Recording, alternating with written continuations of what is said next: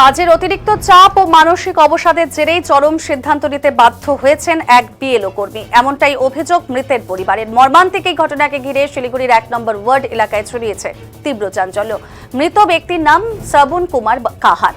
তিনি পেশায় একজন প্রাইমারি স্কুল শিক্ষক এবং পাশাপাশি বিএলও কর্মী হিসেবেও কর্মরত ছিলেন।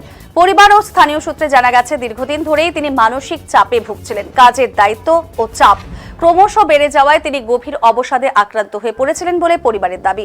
ঘটনার দিন শ্রবণ কুমার তিস্তার পাহাড়ি এলাকায় গেছেন এবং পরে নদী থেকে তার দেহ উদ্ধার করা হয়। স্থানীয়দের সহায়তায় তাকে দ্রুত উত্তরবঙ্গ মেডিকেল কলেজ ও হাসপাতালে নিয়ে আসা হলে চিকিৎসকেরা তাকে মৃত বলে ঘোষণা করেন। এই ঘটনায় পরিবারে নেমে এসেছে গভীর শোকের ছায়া। মৃতের স্ত্রীর অভিযোগ, কাজের অতিরিক্ত চাপ ও মানসিক অবসাদ থেকেই স্বামী এই মর্মান্তিক সিদ্ধান্ত নিতে বাধ্য হয়েছেন।